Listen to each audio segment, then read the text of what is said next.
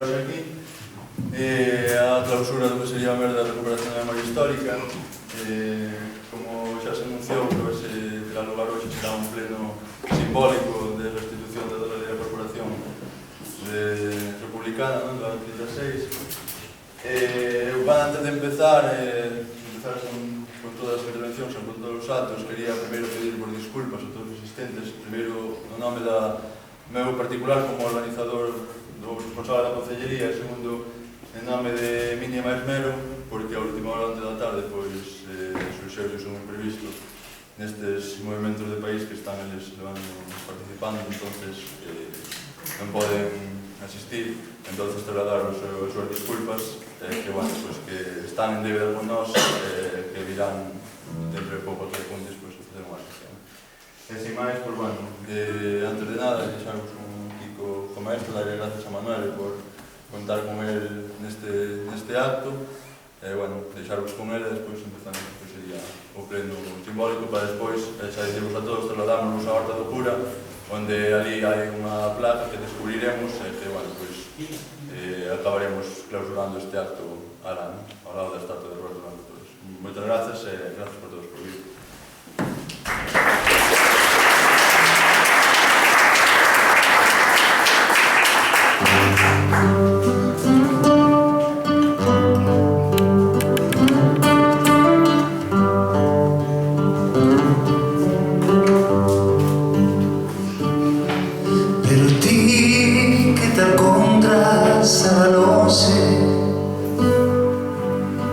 Mais alá dos desertos e dos lagos, mais alá das sabanas e das ilhas,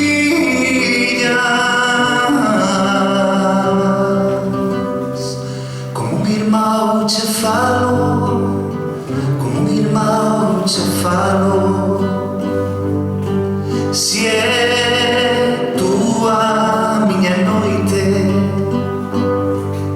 se choran os meus olhos o teu pranto, se os nossos sonhos são iguales,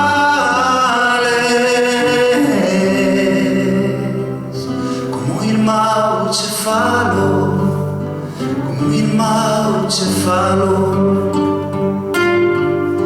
Aunque as nossas palavras sejam distintas,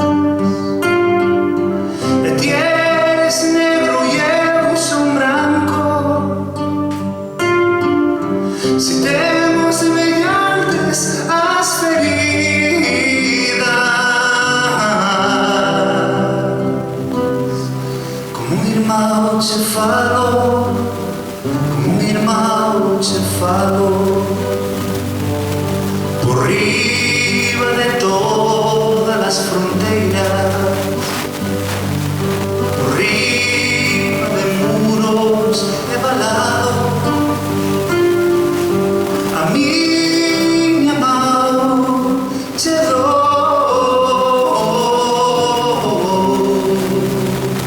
como um irmão te falo, como um irmão te falo. Aunque as nossas palavras sejam distintas, de ti eres negro e eu sou branco, se temos semelhantes as feridas,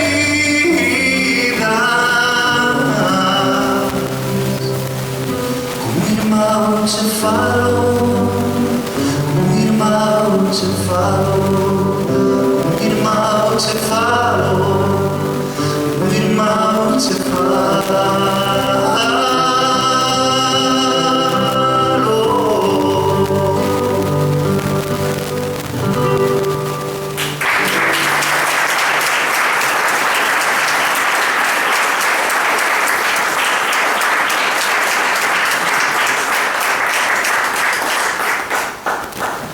Buenos días a todos e a todas. Sin máis, vamos a dar comienzo á celebración deste pleno simbólico enmarcado dentro do mes da recuperación da memoria histórica, na que vamos a dar a palabra aos portavoces de todos os grupos municipais que quixeron estar presentes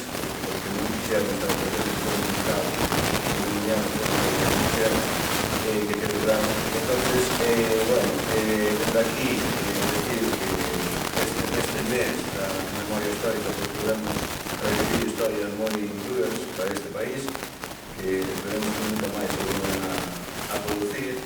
E nada, eu como alcalde, que vou por a minha generación para que me breve, e decir nada máis que, bueno, que se recorre, que non que o Quinteiro, que pasou os anos, sobre todo en 1996, e eu xa vou ceder directamente a palabra aos demais grupos políticos para que se xenen os que teñen a palabra. Ten a palabra, neste caso, o portador do grupo de Viñanza,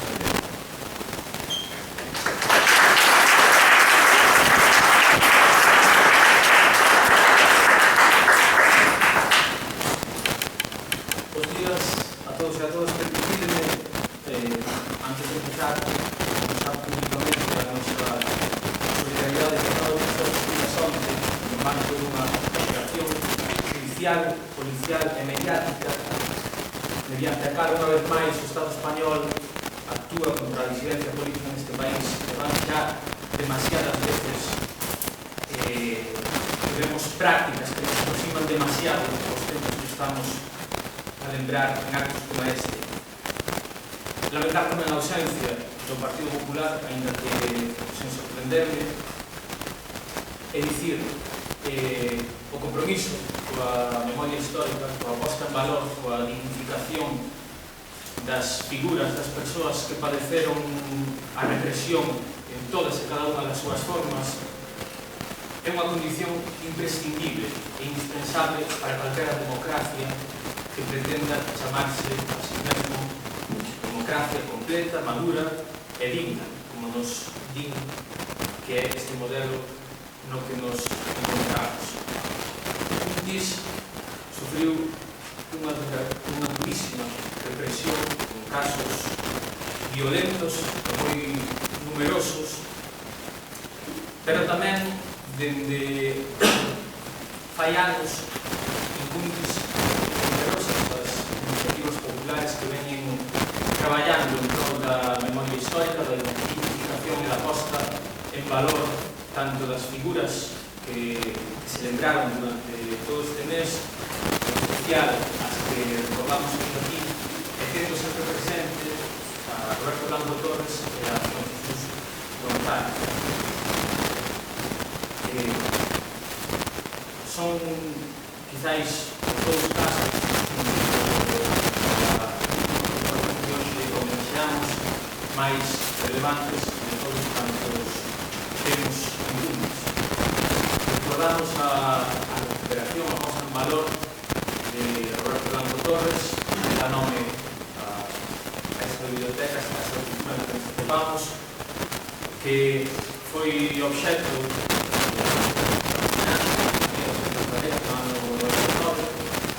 lembramos tamén a recuperación por medio de unha iniciativa popular das figuras de Francisco González, os actos coa Constitución que poñía que o nome seu Roberto Compostela, tamén para un día das galegas que se defenden. Nada máis, non vou extender máis, que o traballo de todos organizar estes actos, difundidos e normalizados para que teñan maior difusión, para que teñan maior repercusión, e lamentar, non sei se a ausencia nos actos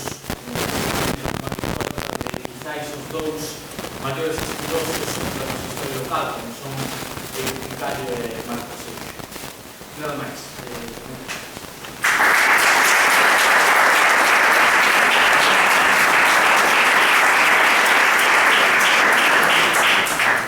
ten a palabra o portador do BNG, Miguel Centeno.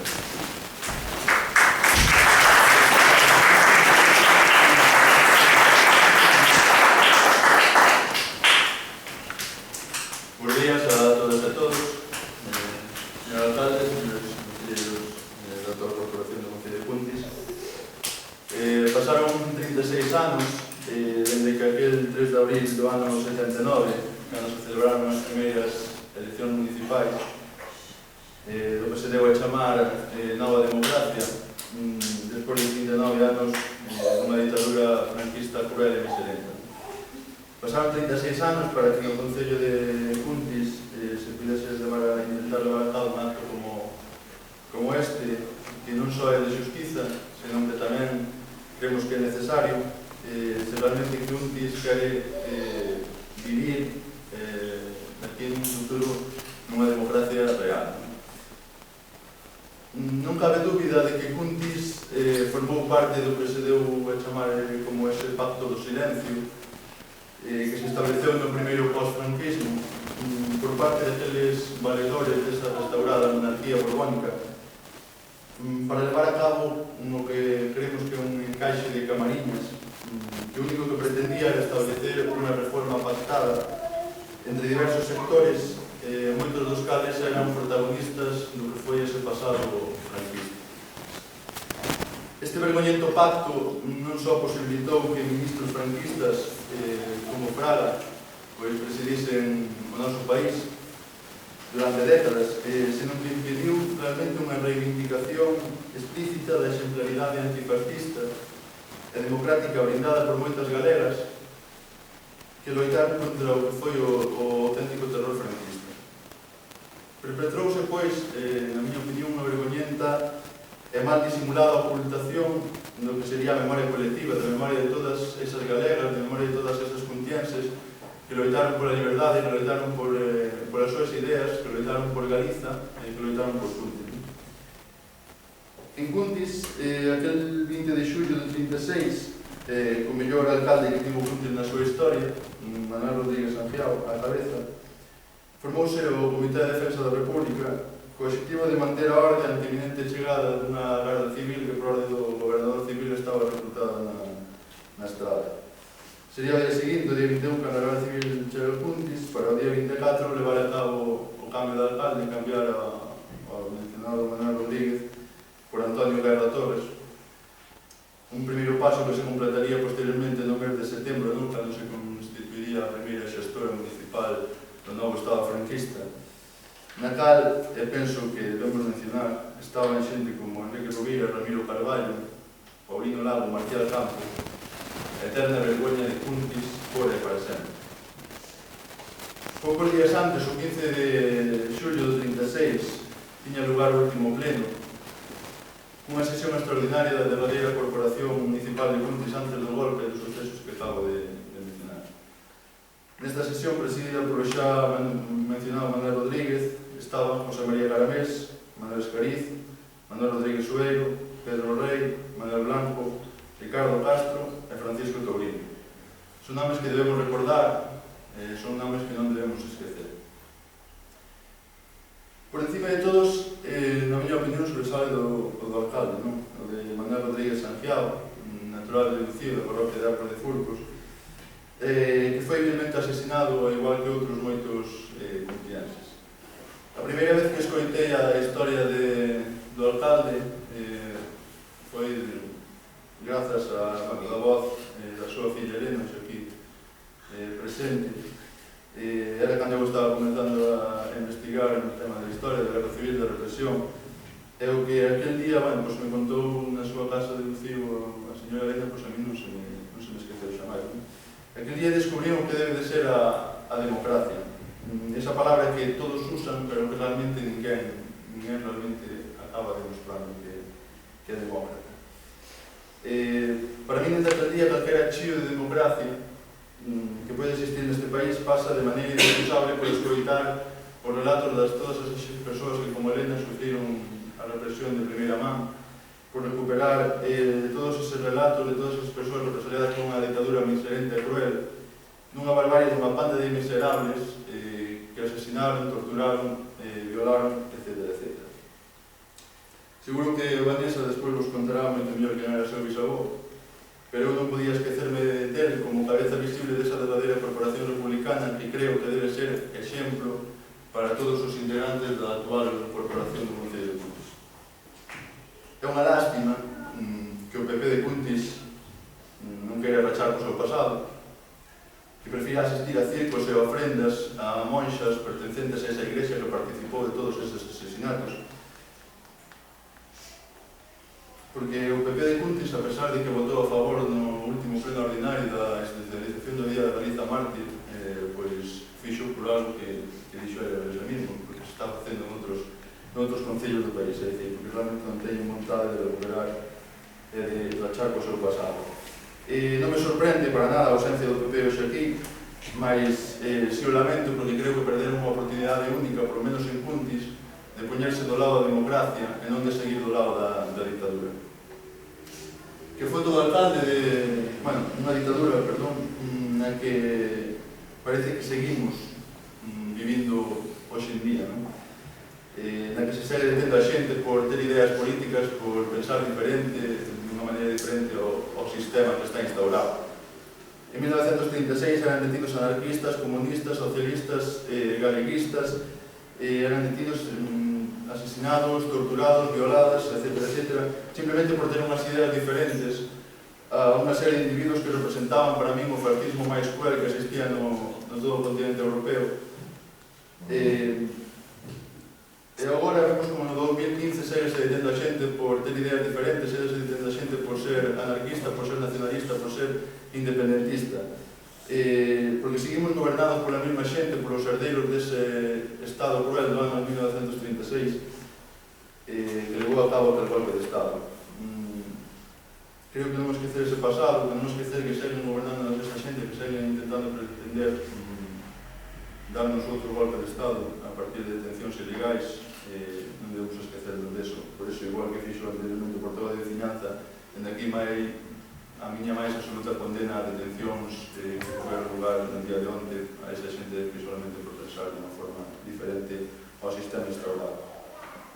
Como iba a decir antes, que a foto do alcalde Manuel Rodríguez preside hoxe este pleno simbólico, pois eu penso que é un acto de xustiza, pero tamén é un acto de democracia.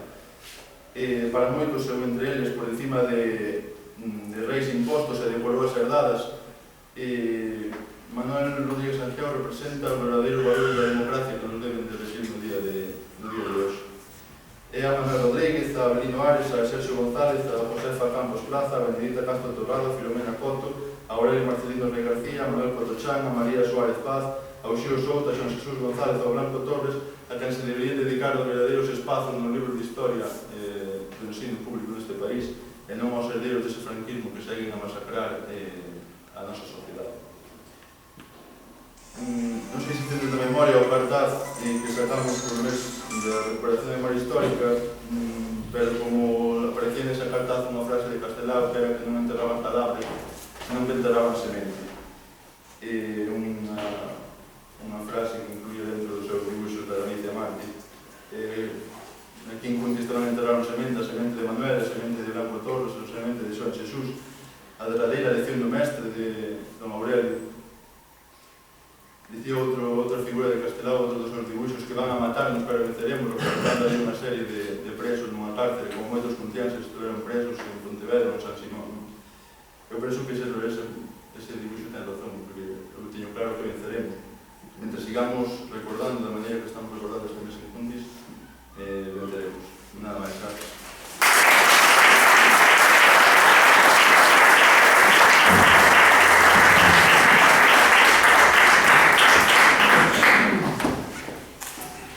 Bos días a todos e a todas. Recuperar a memoria histórica é algo moi importante, para que coñezamos ben o noso pasado e non volvamos caer nos mesmos erros. E, sobre todo, para coñecer a historia de tantas persoas que foron asasinadas e perseguidas injustamente, cando o seu único delito foi facer o ben e loitar polas súas ideas ata o final. Unha desas persoas foi meu bisavó, Manuel Rodríguez Santiago, canteiro de profesión, e alcalde de Cuntis no 1936. Cando estalou a Guerra Civil e empezaron a deter as persoas que pertencían á Segunda República, despois da insistencia da súa familia, quedou citado cun vecino, para fuxiren xuntos ao monte antes de que viñeran buscar para leválo deportado a Vila de Cruces. Pero este non esperou por el para marchar. Entón, meu bisavó decidiu esperar a que os falanxistas foran por el, pois considerou que o máis probable era que non lle pasara nada, pois o único que fixera fora cumprir o seu deber. O mesmo argumento deu tamén en Vila de Cruces. Estando hospedado nunha pensión, ali houve boas persoas que lle para preservar a súa vida, pois tiñan información de que ian paseado, pero non fixo caso, pois pensou que se o quixeran matar xa o terían feito. Cando o levaron deportado para Vila de Cruces, foi enganado, pois dixéronlle que iba detido uns días e despois deixarían volver para a casa. A detención de meu bisavó foi bastante violenta, pois os falanxistas forcexaron coa súa muller, que quería impedir que o levaran. Co empuxón que recibiu dos camisas azuis, quedou polas escaleiras, con miña avó no colo, que naquela época tiña tan só uns poucos meses.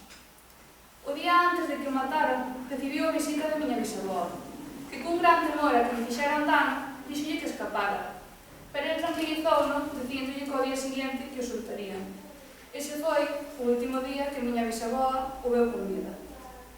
Manuel Rodríguez non regresou con vida de Vila de Cruces, pois os falanxistas de Cuntis, armados, foron a buscar a pensión onde se hospedaran e conducírono a Costa Carvalho, na parroquia de Pazos, Silleda. E ali matárono o 16 de setembro de 1936. Segundo o certificado de defunción, morreu de hemorragia interna. Foi soterrado en Pazos, ata que o seu corpo foi recuperado e anos despois puxeron os seus restos para o cemiterio de Arcos de Burgos.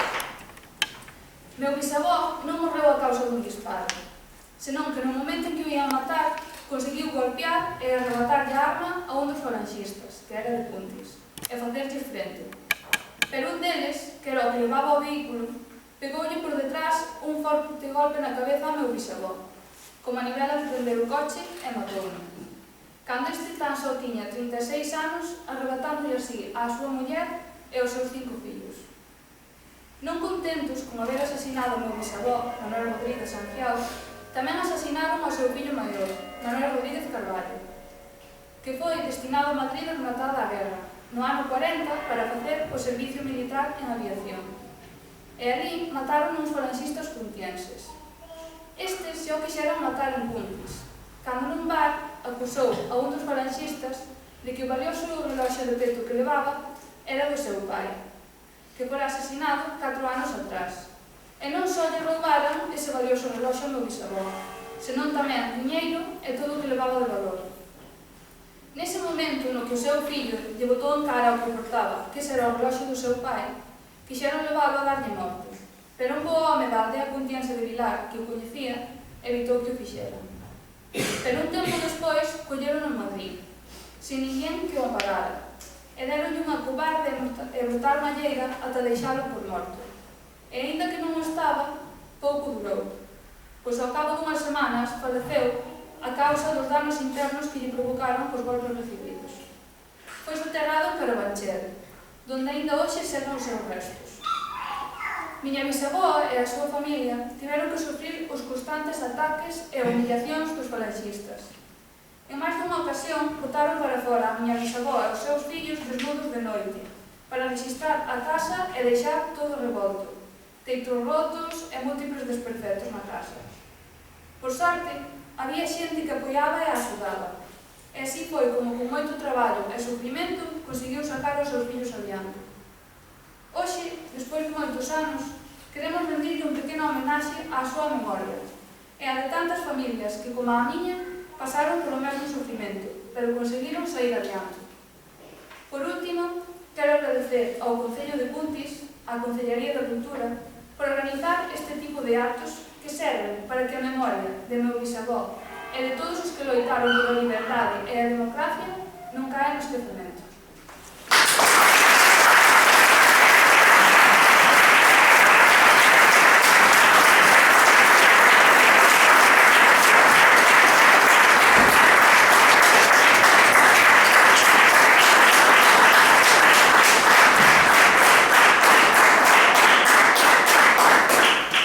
Ten a palabra calquer persona ou vecino aquí presente que queira tomar a palabra neste momento.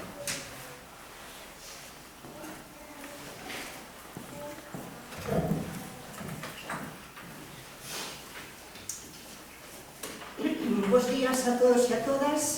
Agradecer a celebración deste acto e vou a lervos unhas cousas porque se me poño a falar non sei se serei ten de facelo. Durante toda esta semana, cando me debatín entre intervir ou non nesta sesión, pensaba no que ia dicir en que aspecto ia centrar a miña intervención no caso de facela. Esta parecía unha boa ocasión para falar da miña familia e lembrar todo o que sufriu, non só durante a guerra, senón tamén ao longo de toda a posguerra.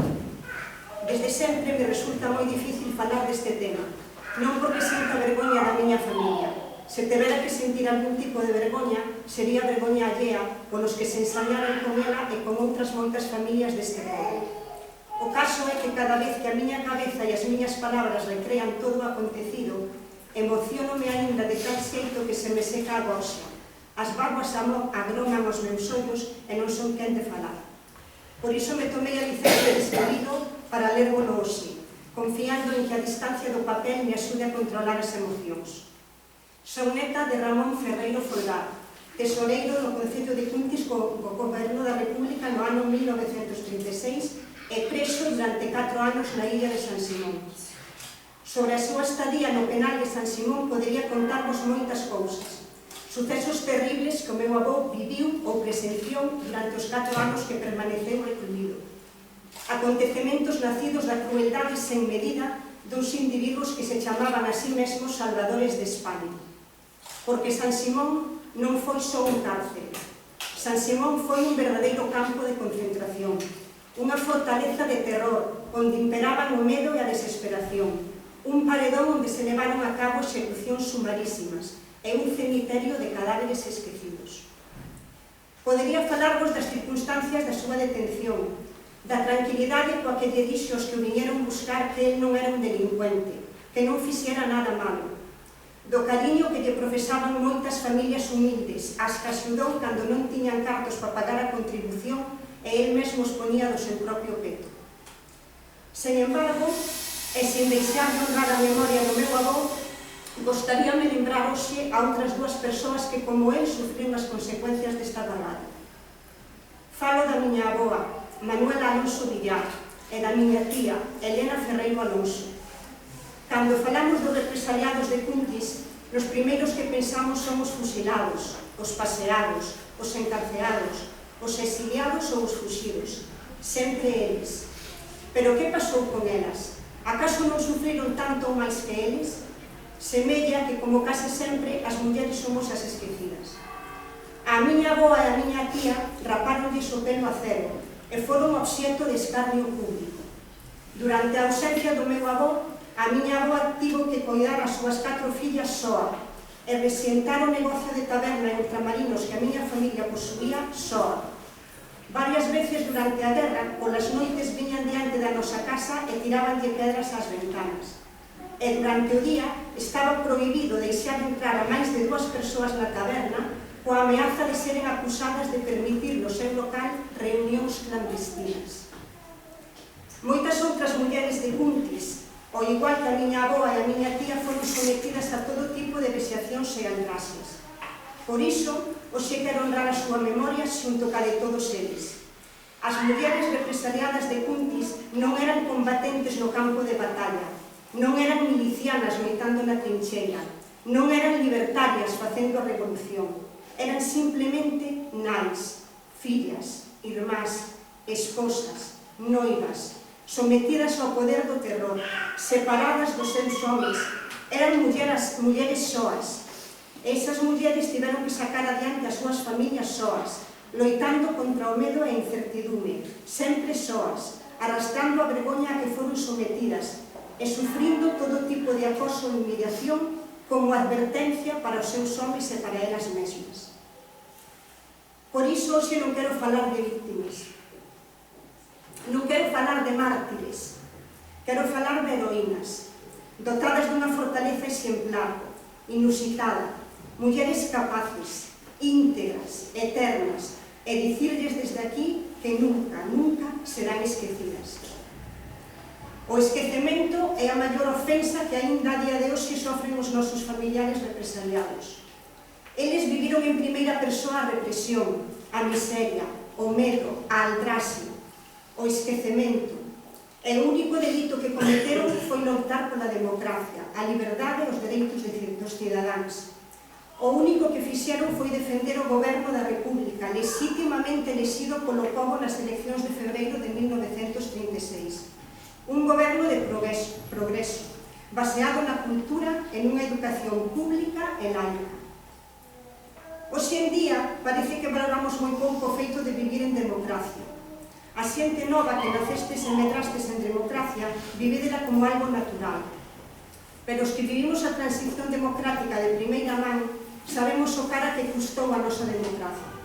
A transición supuxo unha amnistía para todos os falanxistas, que seguiron ocupando cargos importantes na política e na administración deste país, campando as súas ansias, e moitas veces convivindo cas persoas as que altraxaban, enorgullecéndose dos seus actos e sen mostrar o máis mínimo arrepentimento polo mal causado. O poder da Igrexa na vida política séguese manifestando no feito de que ningún partido político dos que gobernou España ata hoxe mesmo foi quen de sacar a revisión dos colexios e institutos. O partido político Falange Española, responsable de toda a barbarie cometida durante a guerra e a posguerra, segue a ser legal, a pesar de ser responsable de delitos de sangue e lesa humanidade. E o máis importante, na transición pactouse de xeito tácito o paso á democracia a conta de esquecer de xeito absoluto o sucedido durante a guerra e a dictadura franquista, condenando ao olvido a todas as súas vítimas. Durante décadas neste país non se falou deste tema. Durante décadas o estudo da Guerra Civil Española non formou parte do currículo da educación secundaria. A lei da memoria histórica que tanto prometía quedou en papel mollado, e só serviu para retirar símbolos fascistas e localizar fosas comuns, pero non obrigaba a súa apertura e exhumación das vítimas. E no seu preámbulo afirmaba que a memoria das vítimas do franquismo era persoal e familiar, negando así que os delitos do franquismo son delitos contra toda a sociedade e a humanidade. Unha vez máis, os nosos devanceiros quedaban relegados ao ámbito familiar e non contaron cun recoñecemento social. As homenaxes que lles facemos aos nosos familiares son xustas e necesarias, pero non deixan de ser actos case que íntimos, onde participamos os familiares e as persoas sensibilizadas con estes feitos. Pero unha grande maioría da poboación de Cuntis ignora o que aquí sucedeu e descoñece a nosa historia. Temos a obriga de facer visible a realidade ignorada ás novas xeracións, de rescatar do olvido os nosos devanceiros para darlles o recoñecemento social que precisan. Temos a obriga de facer xustiza social. En esta nosa democracia tan cara, está hoxe día a ser desvirtuada e desvalorizada pola aplicación de leis que a coartan e debilitan. Estamos volvendo atrás a pasos de xigante.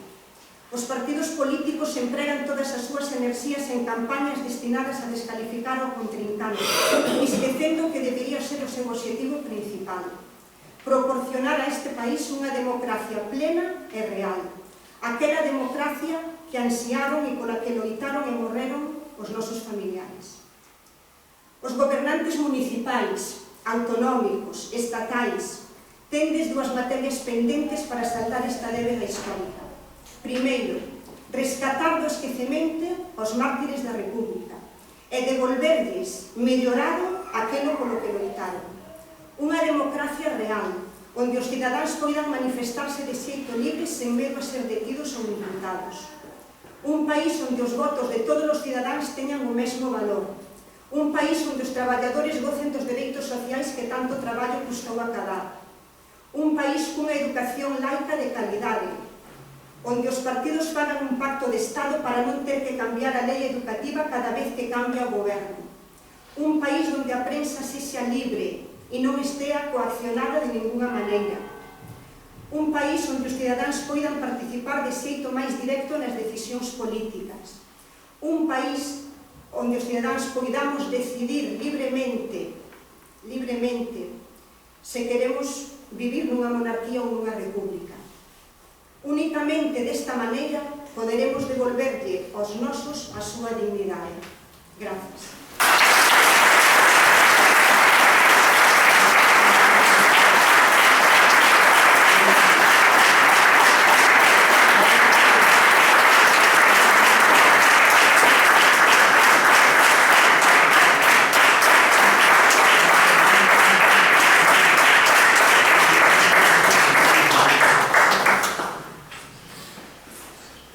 Alguén máis que...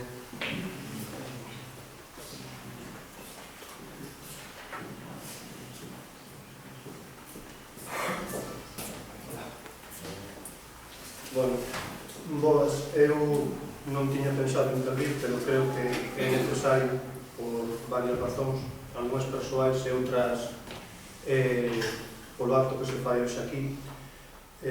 Falaba Chus aí das mulleres esquecidas. Marta da Costa ten un poema precioso que se titula A balada das costureiras esquecidas, que iban tecendo os seus edredóns, iban tecendo as súas colchas mentras choraban a ausencia dos seus maridos.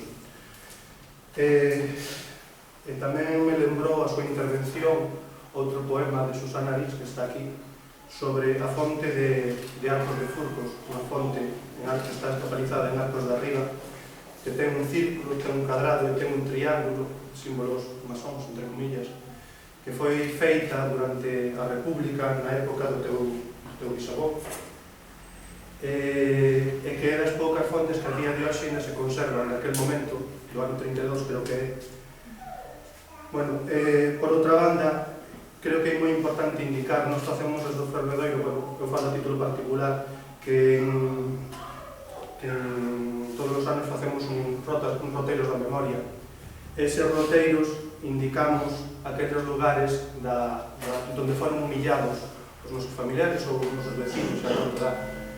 Me irmán garda unha fotografía moi impactante que é dun preso cuntiense pasando pola Praza do Ferrol en Cuntis, o Paseo da Vergonza, pasando por aí por diante, pola Praza do Ferrol, humillado, escupido, insultado polos veciños que, en certa maneira, non crían posiblemente en que esa persoa fixese tales atrocidades ou tales delitos que se lle imputaban ou se lle querían imputar, senón que era unha forma incluso hasta de escudarse en sí mesmos e protexerse para que eles non lle pasase a mesma circunstancia, que tampouco é excusa.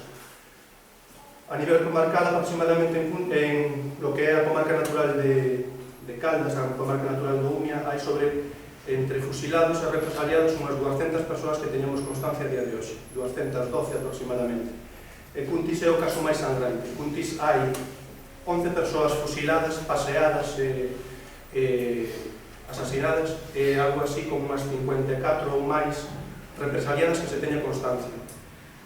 Consideramos que, a mí gustaríame máis que nada, como isto é un acto no que se fala tamén dos esquecidos, pois a mí gustaríame citar aquí o nome de todas as persoas que nós, dende as nosas fontes, temos recompiladas, que non son todas, por lo tanto, aquelas persoas que aquí non sean citadas, disculpade a ausencia desta mención, que non é outra que a nosa ignorancia. Solamente se van a citar as persoas vinculadas a Cuntis. Indicar tamén paralelamente que estes datos están recollidos de distintas investigacións, tanto de Marcos Celso como de Alfonso Magariños ou de Arcos de Furco, recientemente falecido, e de Xosé Martínez, que é un dos históricos fundadores do PLA, e das persoas que máis ten investigado tamén sobre o tema da represión, incluso policial.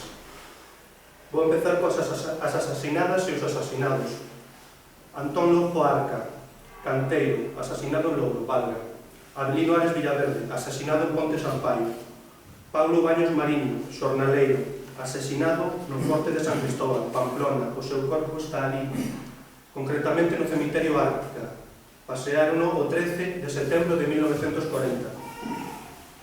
Roberto Blanco Torres, xornalista, paseado en Ourense. Sergio González Paz, compañeiro de teu bisavó na Corporación Municipal Cuntiense. Canteiro e concelleiro cuntiense, asesinado canda él, o 12, o 15, o 16 creo que era, de setembro, detrás da igrexa de Pazos, en Silleda.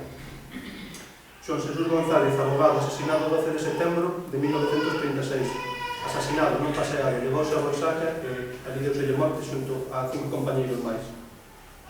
Secundino Limeres Campos, canteiro, asesinado no Forte de San Cristóbal, en Pamplona. Manuel Rodríguez Carballo, fillo do alcalde, asesinado a golpes polos falanxistas cuntienses en Madrid cando facía o servicio militar. Manuel Rodríguez Sanxiao, canteiro e alcalde de Cuntis, asesinado en setembro en 36 en Silleda. María Suárez Paz, mulleres, tamén hai, ama de casa, abatida dun disparo en Vigo, no Príncipe. Xosé Vázquez Grela, detido na escola de Nigrán e igualmente asesinado. Represaliadas e represaliados: Manuel Aboi Barros, militante da USG, Unión Socialista Galega, taberneiro de Meira. Manuel Aboi Torres, canteiro, cadena perpetua, logo conmutada. Manuel Alonso Rodríguez, funcionario, cadena perpetua, logo conmutada. Donato Bascoi Pérez, funcionario, natural de Ortigueira. Ramiro Buxán Gómez, albanel. Dolores Buxán Raxoi, miña bisaboa, ama de casa. Manuel Caeiro. Daniel Campañón Ferro, militar. Xosé Campos Caneda. Eusebio Campos Lago, Miranda, canteiro. Xosefa Campos Plaza, Labrega. Ramiro Campos. Pedro Carballo Blanco, funcionario, sobrinho de Roberto Blanco Torres. Benedita Castro Torrado, Labrega. Manuel Coto Chan, carniceiro. Filomena Coto, Labrega. Xosé Ello. Xosé Escariz, director da banda de música de Cuntis. Xerardo Ferreiro Ferro. Ramón Ferreiro Folgar. Manuel Folgar Rei, Murillo. Ramón Fuentes Sayáns, estudante. Manuel Fuentes Vázquez, xastre. Antón González. Secundino Guimarães Plaza, vendedor ambulante. Santiago Benedito Hervés Fernández, canteiro. Raúl Iglesias Villar. Edilberto Antón Lois Couso, funcionario. Francisco Lois Couso. Xesús Mesero. Massimino Pardal Fabeiro, Labrego. Xosé Pena Sayáns, abogado e xuiz de paz. Manuel Pisos Villar. Francisco Porto Touceda, carpinteiro. Xosé Raido Patelas, gaiteiro. Aurelio Marcelino Rei García, mestre. Antón Ríos Fernández, mestre de Xinzo, natural de Compostela. Pedro Sánchez Vázquez, Labrego. Ramiro Sanxiao. Xesús Sierra Rivas, zapateiro. Uxío Souto Campos, mestre artista plástico. Cruzos Perineos está prisioneiro na campo de concentración de San Ciprián de Perpiñán, logo exiliado en México. Francisco Sueiro Rodríguez. Manuel Sueiro, concelleiro.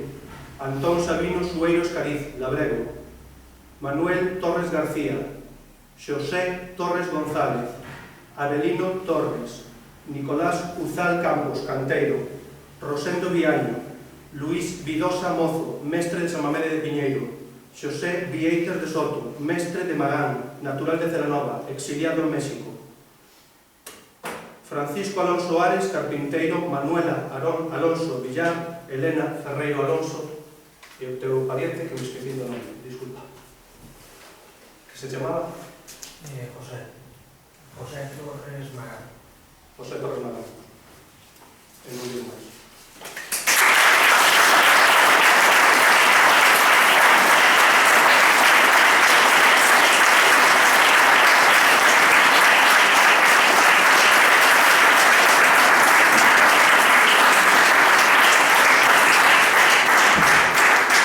Una máis que ya entendí.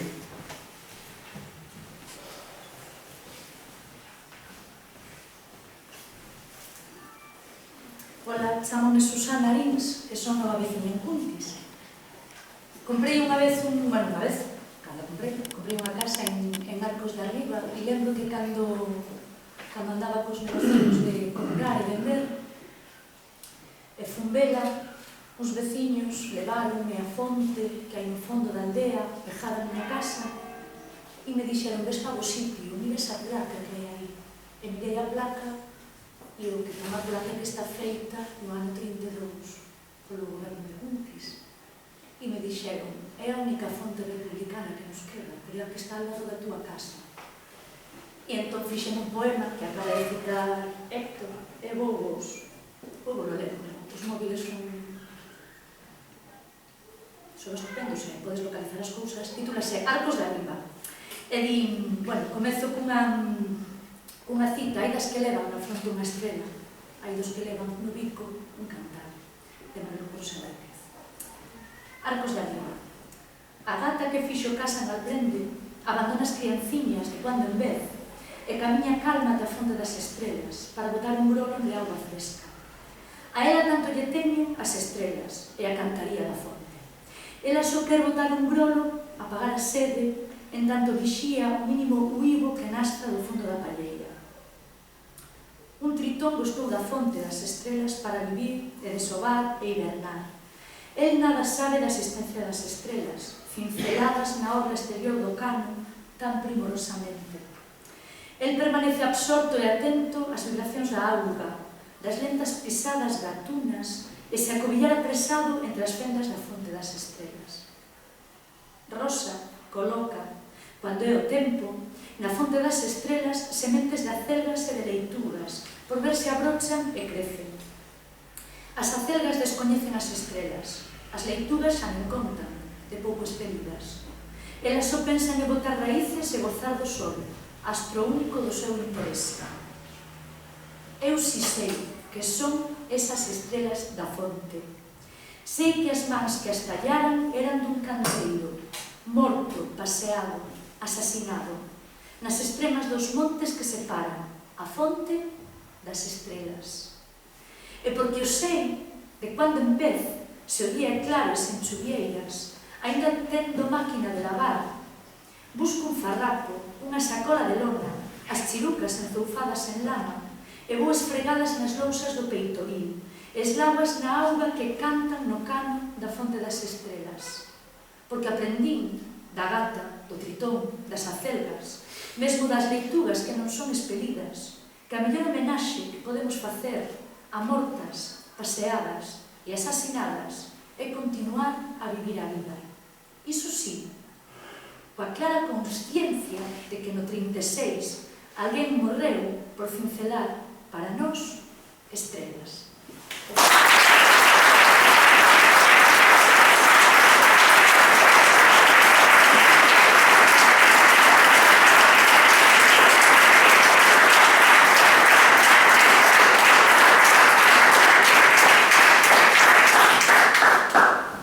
Alguma persoa máis?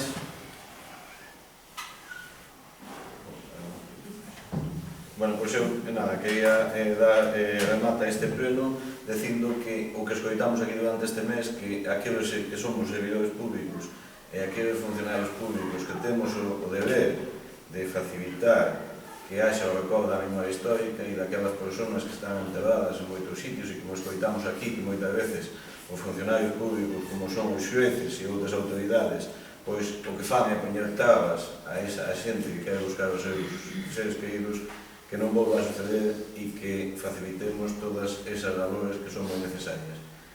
Vou dar paso a unha actuación musical do Manolo de Cevisa e a que rematamos este acto e despois trasladaremos ao parque xunto á estatua de Blanco Torres, onde descubriremos unha placa en honor a todas as persoas paseadas en Luís. Moitas gracias.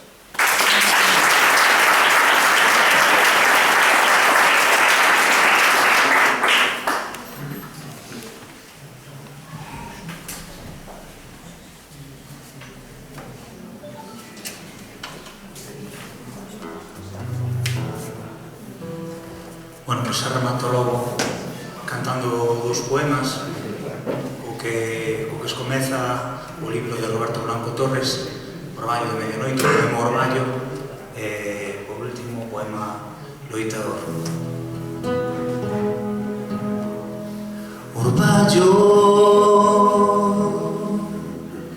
como vai caindo, sen velo, sen sentilo, lento.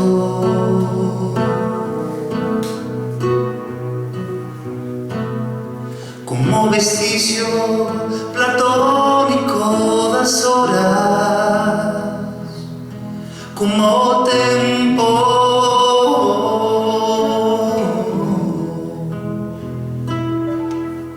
orballo da medianoite,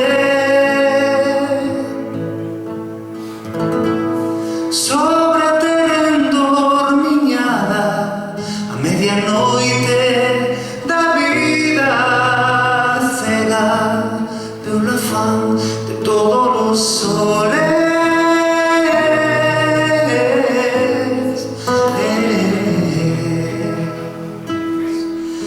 A luz doente, lisada no máis puro lice, enferma de si mesma, escondeuse las sombras, sol feito orballo, caladiño, segredamente vai caindo a borrar a lembranza da luz e a voltar de novo, alumealo mundo.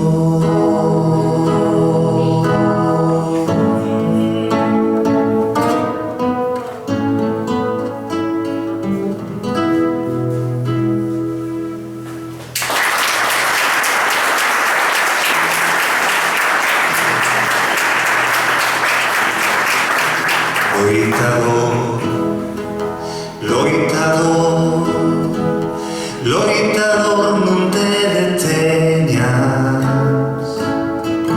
ten cada hora novo alento, sigue a luz que te ilumina, mira co tío proceo. Loitador, non te deteñas, a un lado outro, a un lado outro, a un lado outro do camiño, toparás pinchos e rebos, e da estulticia, e envexa, ladrarán os cans famentos. Loitador, loitador, non te deteñas, loitador, loitador, loitador, non te deteñas, levas a verdade no peito, e a estrela que te guía, ten resplandor